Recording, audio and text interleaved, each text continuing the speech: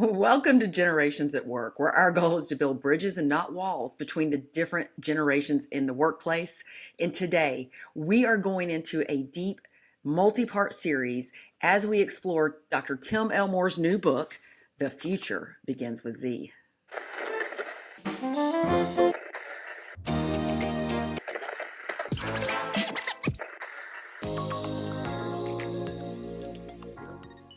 Before we dive in, if you're interested to know how we can bring leadership training on multi-generations to your organization, visit us at maxwellleadership.com/generations at work.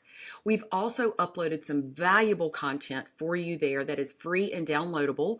Go to maxwellleadership.com/generations at work for a free playbook, some information on feedback, as well as some other goodies that we have. I'm your host. My name is Susan Davis. I'm a Maxwell Leadership Executive Facilitator and Coach. And with us today, our generational expert, Dr. Tim Elmore. Welcome, Tim. Thanks, Susan. Always good to be with you.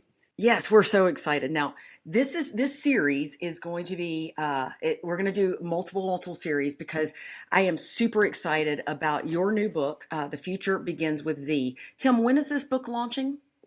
The book launches officially on November the 4th. It is a HarperCollins book, but a Maxwell imprint. So I'm pretty excited about both of those worlds being behind this.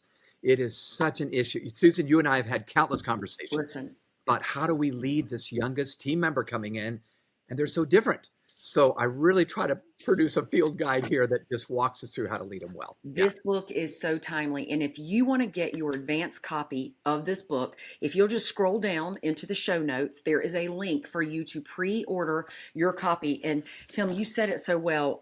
This book is timely. As a coach and facilitator, this is probably one of the biggest questions, the biggest issues and things that I see with teams all the time is how are we leading, working with a younger generation who, by the way, right, is now our majority. So Tim, there's just been so much going on about this younger generation. Tell us a little bit about what makes this book different and perhaps even more timelier. Yeah, well, there's been loads written on Gen Z. There's articles, journals, etc., and even books. And they're all, well, I shouldn't say they're all. Many of them are very, very legitimate and very helpful. Here's what I tried to do that was different. Instead of just saying, here's the data on Generation Z, good luck with that, Bob. Yeah. I try to say, here's what you can do with the data. For instance, if they come in with a very different mindset toward work or jobs or authority, which they do, here's how we can build that bridge between the old and the young. So it's going to be a microscopic look at the young. Here's how they think. Here's why they did that last Friday at the office, that sort of thing. Mm-hmm. But now here's how you can lead them, especially if you're 45 or older and you just don't think like Gen Z thinks or you don't speak their language. So that's my answer. I try to offer something pracademic, so it's research-based, but very practical in its application. And I give steps. In each of the 9 strategies in the book, I talk about how to onboard them well, how to interview them well, how to engage them, how to offer hard feedback when they seem a little fragile. And by the way, I said seem. They're not fragile necessarily. They might be, but I think the way we look at life is just so different. Susan, you and I both have talked about the fact we're parents, and our kids are different and growing up in a different world. So I'm hoping it helps someone on multi-levels to really lead the next generation well. It's so, I love the word practical that you use because when I coach or when I'm with teams, the theory is great, but they want practical application. How can we get better at? So let's jump in. Let's say you share some staggering data with us in this book, and I'm going to read some of this data, and then here's the question. You say that 3 out of 4 managers find Generation Z the most difficult population to work with. 3 out of 10 managers report they avoid hiring Generation Z employees. 30% report firing a Gen Z employee within the month of their start date, 1 month. And even, this was staggering to me, even 45% of Gen Z hiring managers share the same sentiments about their own Gen Z peers. I was blown away. So what is it? What is it that these hiring managers and and employers just can't seem to overcome. What's the problem Yeah. there? Well, it's multi problems, not just one. So let me throw out a few just for our listeners. One is that very often, not all the time, but very often, parents of Gen Zers in high school and college have told their children, "Hey, just stick to academics. Don't get a part-time job. I want you to focus on getting Mhm, good grades. I want you to get that scholarship, son or daughter." mhm, Well, if I'm only coming into my workplace as a young rookie, having classroom experience but not workroom experience, I'm going to have to do a real steep learning curve mm, to figure it out. Because you all know, listeners, the classroom is not like the workroom. mm. Getting a grade by circling letter C on the multiple choice test does not equate to I know how to make a sales call or I know how to stick to the job and make sure the task gets done. Yeah. So that would be one. I think they've mastered the classroom, but thanks to mom and dad, they may not have gotten any experience in the on a job, even part time. Certainly not full time. But here's another one. Because they've grown up only in the 21st century and often on social media, the narrative they've built over time is so different than the narrative that you would build in a full time job. That's real world, three dimensional, not on a screen Mm, or a phone. So I'll give you a quick illustration. I have a buddy who's an entrepreneur. He started two companies. He said we just hired a young lady right out of college. She had a very high GPA and lots of accolades on the college campus, but she had no work experience. mm, So they noticed early on she was not really finishing her tasks. She was not engaging with the team that was made up of millennials, Xers, and even boomers. mhm. And within a month, it was like she wasn't really part of the team. So her direct supervisor sat down and tried to very cordially and civilly say, "What's up? What's Yeah. going on?" And she felt attacked.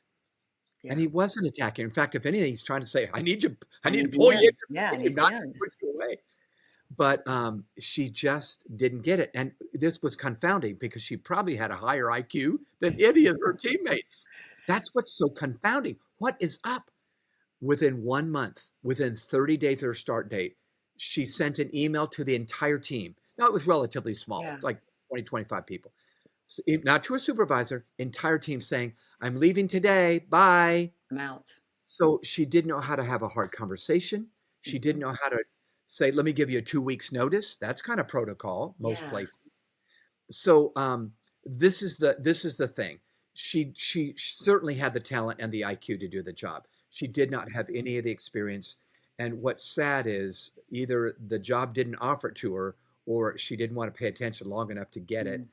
And it was an impasse. And I'm sad because that happens too many times. All the time. We find a way to build a bridge rather than a wall. Yeah. When you talk about that rookie smarts Yeah. in your book, which I thought was, I guess I've never termed it that way before, but you're absolutely right. Come out with a wealth of Yeah.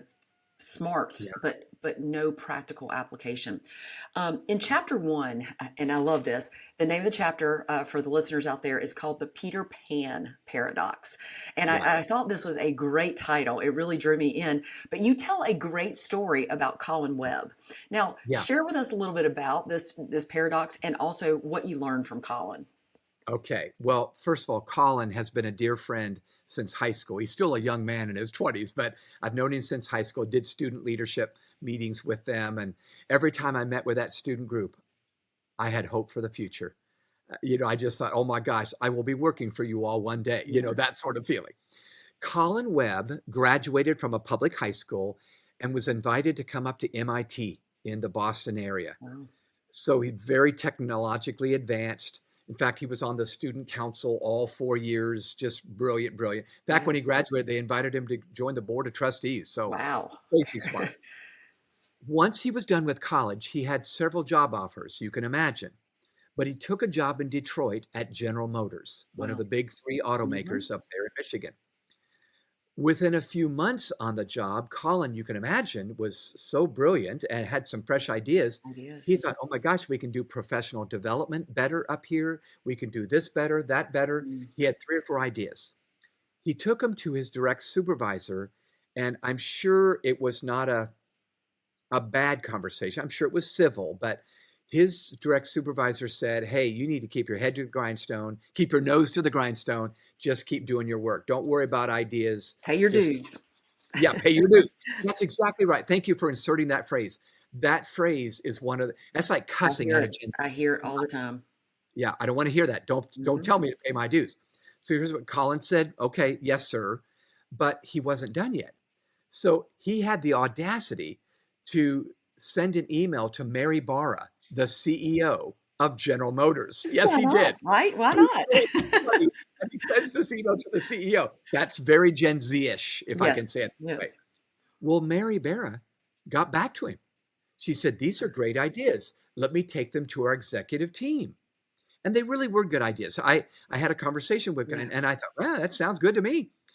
So Mary Barra takes them to the executive team. They all go, yeah, these are legit.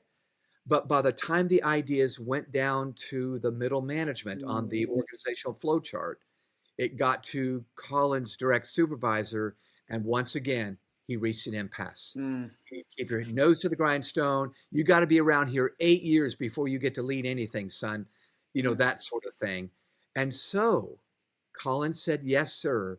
But he thought, this is no path forward for me here. Before the year was out, Colin quit his job, actually started two companies, Wow. sold his first one. He's doing quite well financially. And I'm just saying, I don't have all the details, I'm sure, to this story, but I Yeah. do know one thing. General Motors missed out on a They very missed sharp young huge. man. It's Yeah, it's such a but I see that more and more. I see people with good ideas, and there's a yeah, few sitting at the top, right? yeah, And they're like, "Well, you've not been here long enough. yeah, So why should you have the ideas?" So what's the lesson here? Not just for General yeah, Motors, for all the leaders out there right now listening. yeah, yeah. Well, let me jump to the Peter Pan paradox, which is Yeah, what you originally asked me about. yeah, This is something, Susan, that quite frankly, in all of my research, I've never heard anybody talk about. I've heard them talk about one half of the paradox, and these are men and women smarter than me, but I've combined them together, and I think immediately people are going to have light bulbs going on saying, of course, that's the paradox. So I'm sure everybody listening knows the yeah. story of Peter Pan. You've Oh yeah, either seen the Disney movie or you read the book or saw the play.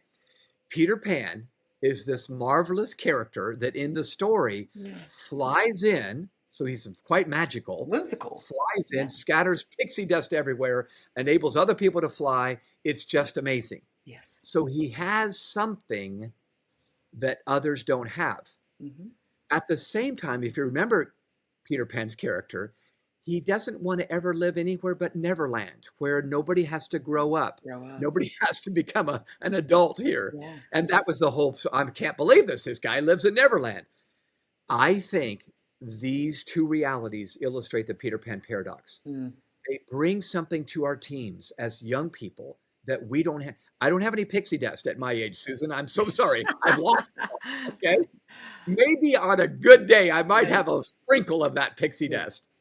But at the same time, we see these young adults coming in. It's like, are you still doing that? Are you still unready for adult? Are you still adulting at Yeah. 26? So I make a statement in the book that sounds terribly derogatory, but it's not my statement. I've heard employers, I've heard deans at the universities say this. And please forgive me if it steps on anybody's toes listening right now.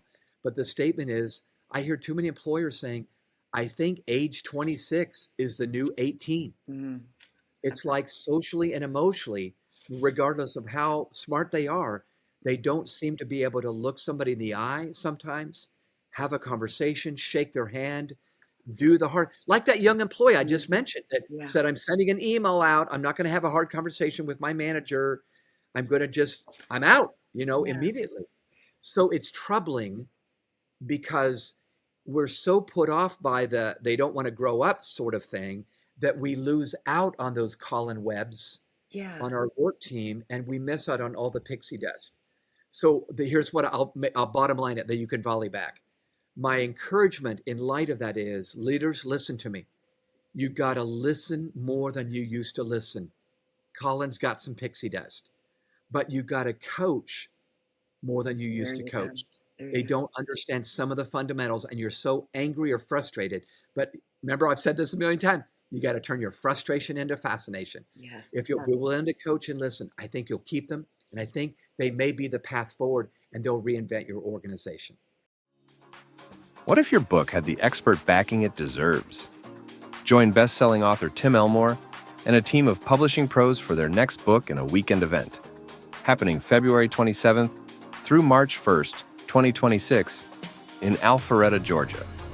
You'll get expert coaching, insider tools, access to publishers and editors, and a shot to pitch your book. One participant will even land a book deal with Maxwell Leadership Publishing. Apply now at abookinAweekend.com. Your story is worth it. As you were saying that, what I was thinking is, we don't teach this in school. We don't teach them how to do resumes. We don't teach them how to, have that EQ in the workforce. So it is really the responsibility of the leader to mentor, coach, and develop their people. And Tim, I was with a group just about a week and a half ago, and this was our conversation as they were talking about, these young kids, they just don't know how to do anything. And I tell them 10 times to do it, and they still don't know how to do it. And my point back to them was, okay, if you've told them 10 times they don't know how to do it, is it you or is it them? And I think as leaders, we have to look back and say, wow, maybe somebody didn't need to do that with us. We were taught different. It was a different generation. This generation is not taught that. So it is imperative for these leaders to show up, mentor, coach, and develop, even when they don't want to or don't think they should have to. It has to build the bridge, not the wall, because it's not going to change if not. Susan, you're spot on. So I would say if you're an employer or manager, maybe you extend your onboarding experience to be longer and cover some of the fundamentals. Like, I guess if it were basketball, it's the pass, dribble, shoot of your workplace. Yeah. And cover it well, because they may come in super smart, but too embarrassed to raise their hand and say, what's P&L? Yeah. What's an Excel spreadsheet?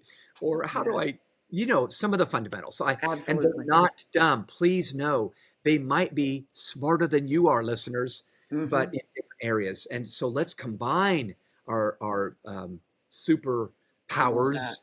Yeah. So I'll stop talking. Yeah, I love that, because I challenged this group and they weren't having it. They were like, no. And I was like, well, then nothing's going to change. So I think your words are brilliant for the audience. So you collected some data in chapter 1 showing Gen Z and the younger millennials disengaging and quitting companies at fast rates. Now, Gen Zs, they have, whether it's true or not, they have this reputation to be job hoppers, right?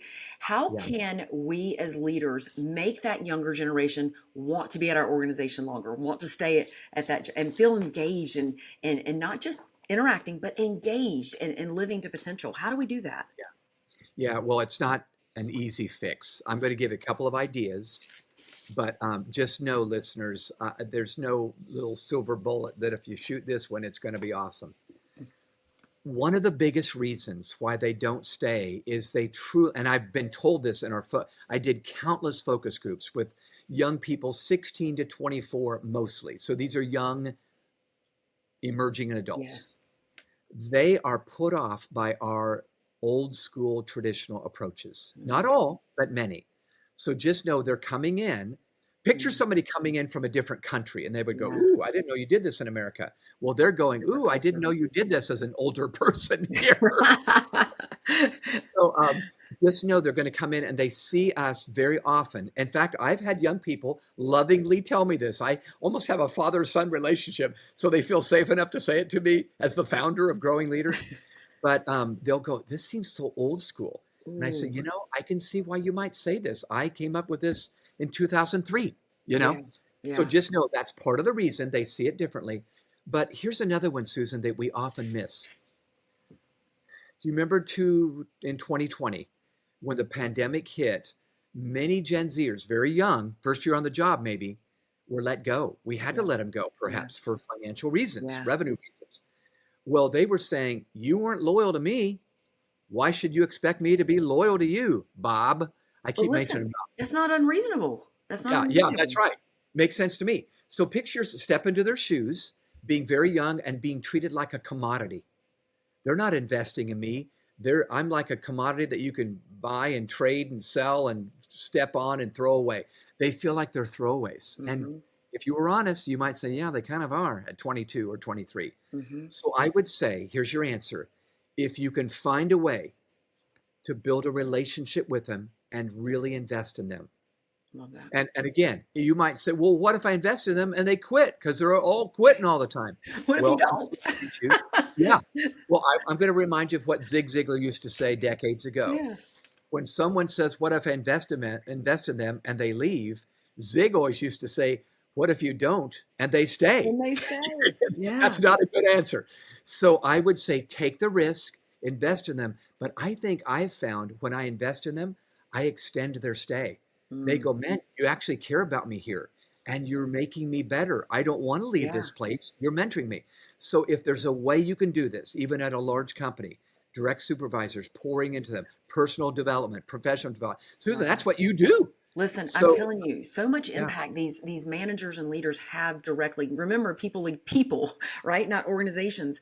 that's And right. so it's a big responsibility for those in Yeah, charge of it others. is. It I is. love that. And we at the Maxwell World, just that's all we do day and night. So Hmm. we get this.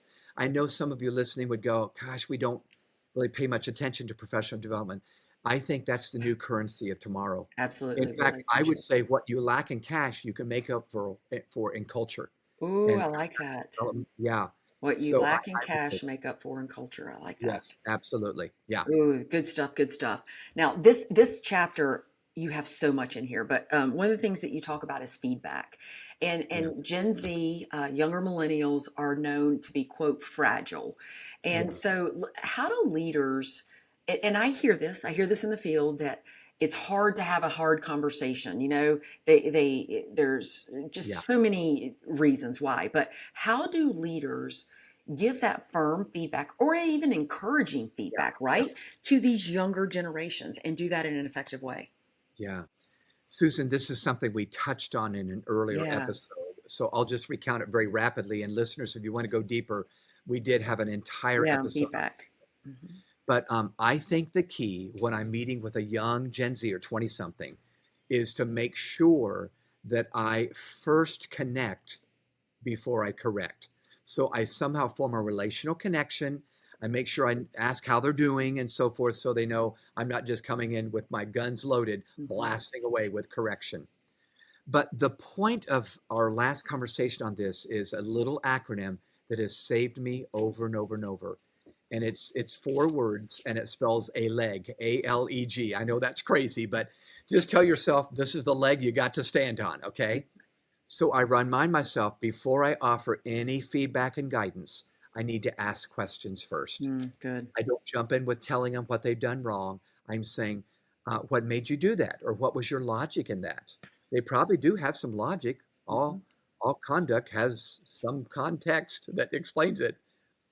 So I'm asking first. The letter L, I'm listening next. So I take the time to listen.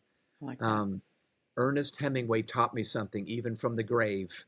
He said, it took me 2 years to learn to speak. It took me 60 years to learn to be quiet. That's good. That's so Yeah, good. That's so good. unfortunately, I'm guilty of that too. Me too. Me too. Ask my daughter. It took me 60 years to learn to be quiet. I'm always teaching something, always teaching something. So when I listen, they feel heard, right? Mm, The letter E in a leg, empathize. This is a newfound thing. I've always known empathy is important. I've only recently learned to practice so saying good. things like, oh my gosh, thanks for sharing. I had no idea. Or, oh Yeah. my gosh, I had, I didn't realize. Or I bet that made you feel awful when that happened. But Susan, if I practice ask, listen, and empathize, I have now earned the right to practice letter G, which is what I wanted to do in the first place, which is to guide them. And Mm, that's the feedback time.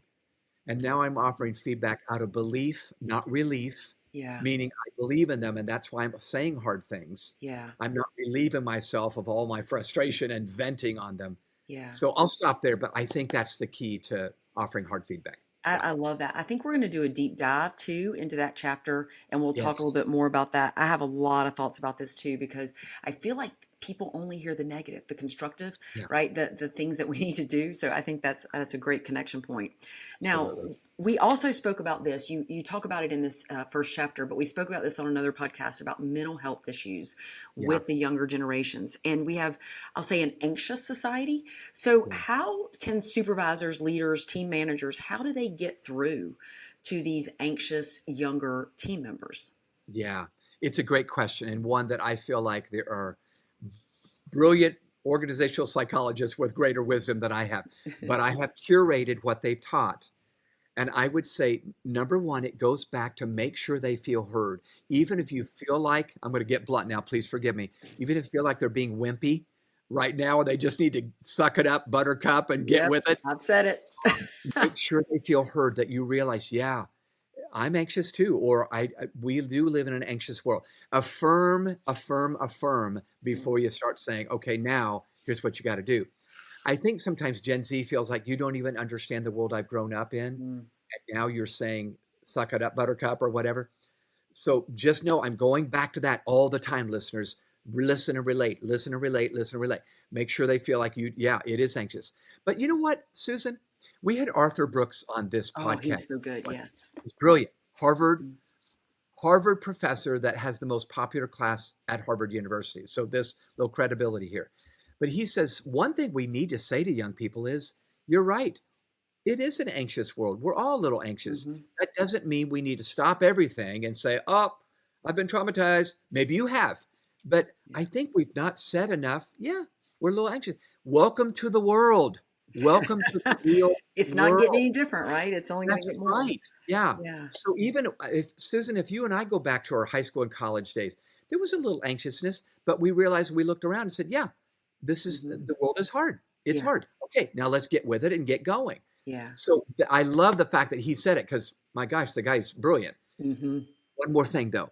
I do think workplaces need to have strategies. And I would say in that chapter, I talk about, make sure you talk about margins with these young team members. And by margins, I mean, make sure they have spots in their day that there is um, margin. It's not busy, busy, busy, busy all Mhm. through the day. Sometimes breaks in the action are helpful. In Yeah. fact, they'll be more productive if they get that mental break or that piece of margin. Absolutely. So I plan that in my calendar. I put little places for margin and interruption. It's going to happen. Mindfulness. I know for some that seems like some weird new age term, but just help them focus and be mindful. Focus on breathing for just a moment or two, even if it's just a moment or two. That's important. Movement. Make sure if they're very anxious, they get up and move around. Yeah. There are a crew of team members at Growing Leaders that I'll watch them outside. They're taking a walk around the building for about 5-10 minutes, and And I'm glad they are. and I love your rule. No one eats alone in Yes, there. So that's one of the things at Growing Leaders that I love so that's much. right. You are not allowed to eat in your office. You eat Yeah, with people. You eat with that's people. right. Building And that's community. the fourth M, management. I Yeah. think managing our mental health means I need community. We Yeah. always do better with community, unless we're bad mouthing each other, I guess, or gossiping or whatever. But yeah, it always just be, and you know what we even say as you eat together? Don't talk about work all the time. Yeah. Talk Yeah. about what happened last weekend, or the movie you saw, or the tennis you played, or the Yeah. pickleball. So anyway, those are I love just that. simple. But in that chapter, I do go deep on, here's some Yes, you steps do. a There's lots of leader. practical strategies that you Yeah, go deep. yeah, And we really just have time for one more question, but I really want to get your heart behind this too, because you obviously have written over 35 books. This has been your life's work yeah. to study, to empathize, to understand how do we merge the generations for a productive community, for a workplace. How do you remain optimistic about the future? And Well, that's a great question. I think my answer to that is the newest generation comes in always a little different. yeah. In fact, I was thinking yesterday with a good friend of mine. You remember back in the 60s when Bob Dylan was saying times they're a changing? I'll try not to sing it for you right now. But, I mean, every new generation said we need to change things. We need to Yeah. change things. And we do. So they're not the newest generation coming in demanding change, but they're coming in with a higher sense of agency. And I think they have eyes on the future even more so because they intuitively understand smart technology. They intuitively understand AI. Mm, It's quite amazing. So I want to tell you a quick story to close this out. absolutely. It gives me a picture of why I stay hopeful. Back in my first decade of life, I'm a part of the baby boomer generation. It was the 1960s, and NASA was just told by the President of the United States, John F. Kennedy, that we must put a man on the moon by the end of the decade. Well, at the time he made that announcement, and he made it twice in front of Congress and then in front of the public, we didn't even have the technology. That is, NASA did not even have the technology to do such a thing, to put a man on the moon. So they quickly had to update and upgrade their technology. Well, the only people that really understood that technology were the young whippersnappers right out of MIT Yeah. and Georgia Tech and Purdue. So they were asking questions of these young Yeah. 20 somethings. Yeah. Does this sound strangely familiar to Hmm. today? Absolutely. So these young people right out of MIT are saying, oh, here's what we got to do here. Oh, we learned this in class. Or, oh, yeah, we use these computers at MIT. So the older generations at NASA, let's say 40 and above, became what they called sim soups, simulator supervisors. They were the mentors Oh, wow. to the younger generation. The operators were 20 somethings. In fact, listeners, get this, the average age of the people, usually men, I'm so sorry, at the time it was white males, but they were young. It's okay. These men were what the average age was 27 years old. Wow. Think about that. 27 years old. Wow. You would have thought, oh, surely it's 45 to 55. Nope. In fact, Jack Garman was the one that was in charge of saying go, not no, to put Neil Armstrong on the moon. 23 years old, Wow. 1 year out of college. But listen to me. These older folks at NASA said, we trust you. We're going to mentor you, but we're going to So put good. you in charge. Kids landed a man on the moon. So I remain hopeful because I think, especially now, these Gen Zers are going to come in with some Mm. audacity. In fact, the young NASA team members were just interviewed not that long ago. Now they're in their 70s and 80s, and they said we didn't know what we didn't know, and we said let's go do Let's go this. do it. Don't you love that? I They were love risk that. takers. I So don't. I want every listener right now to say let's be NASA all over again. Yeah, I Yeah. love that story. I didn't know that, so I appreciate that. Just as a reminder, this is all from we are downloading Tim's new book, The Future Begins with Z, 9 strategies to lead a Generation Z as they disrupt the workplace. If you want to get your advanced copy, if you want to get signed up, just scroll down into the show notes. There is a link there. If this topic is resonating with you and you're thinking, I need this type of training within my organization, we have that all based off of Tim's research and books, new kind of diversity, how we can make different generations on your team a competitive advantage. Visit us at maxwellleadership.com/generations at work. You can also find a lot of free, valuable downloads there for you. We are so grateful that you're here with us. You have a choice of who you listen to. We appreciate it. If you have questions for us or need a question answered, just drop those at maxwellleadership.com/generations at work. We'll see you soon.